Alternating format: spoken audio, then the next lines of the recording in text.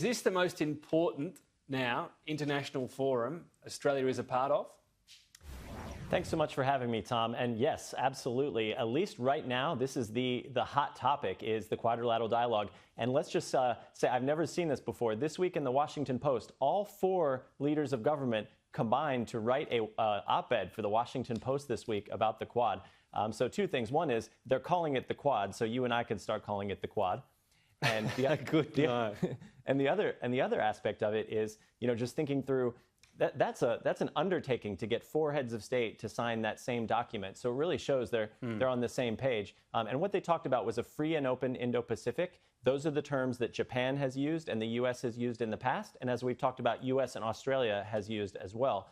So definitely gaining some momentum. They also said that they plan to have an in-person dialogue later this year. For its part, China, during its National People's Congress last week, the Foreign Minister Wang said that this is just going to be another transient period for the Quad. Remember, historically, the Quad started in 2007, lost a lot of steam, and then picked up again only recently. I believed in his poetic imagery, he called it sea foam on the Indian Ocean or the Pacific that will soon disappear. So the question is, will the commitment follow the rhetoric?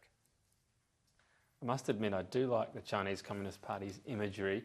But on a serious note, how this progresses. So these are 4 big countries. We're talking about more of a focus on security.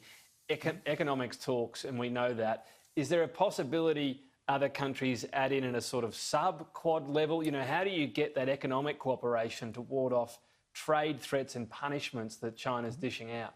Yeah, 2 points on that, Tom. One is, originally, the Obama administration had worked for the Trans-Pacific Partnership, which, of course, died off both by the candidates Trump and Clinton sort of disavowing it during the election. But that kind of gave a separate economic model for the region to follow. That's sort of not being revisited right now. But what you did see in this Washington Post article was a sentence that was sort of hidden in there that talked about the ideals that these 4 countries have in common. And then it said, and we welcome the participation of all those that follow these ideals as well. I thought that was one interesting line that said, hey, we're actually going to invite others to join this group. And that really does show that they might be able to might be trying to create a bloc of some kind to bulwark against China even further. Maybe it was obvious Australia was the smallest player in the room because we're the only one with the Australia signpost when Scott Morrison dialed in, or maybe it was good branding. I'll leave our viewers to make up their minds on that. Hey, just on Alexei Navalny, the Russian opposition leader, for want of a better term, some strong condemnation from 45 countries, including Australia, on human rights generally, obviously his imprisonment. Does this get to a point where Russia is sort of put in the naughty corner again, as happened with Ukraine, or does this issue not get to that level?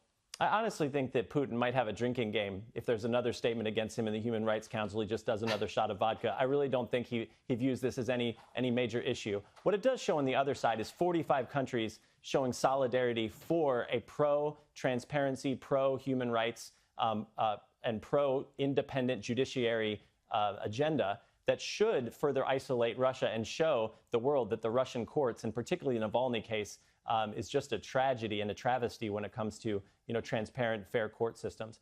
Even this week, it was told that Navalny has disappeared. His lawyers can't find him. That might have been updated in the last day, but he was moved from the previous prison and not given access to his lawyers. And finally, he was poisoned with a nerve agent, and that was not investigated. However, he was in prison for a parole violation. So that just shows you, too, what might be the more serious crime. Well, just finally and briefly, so his future, this 2-year prison sentence, I mean, what really happens at the end of that, realistically?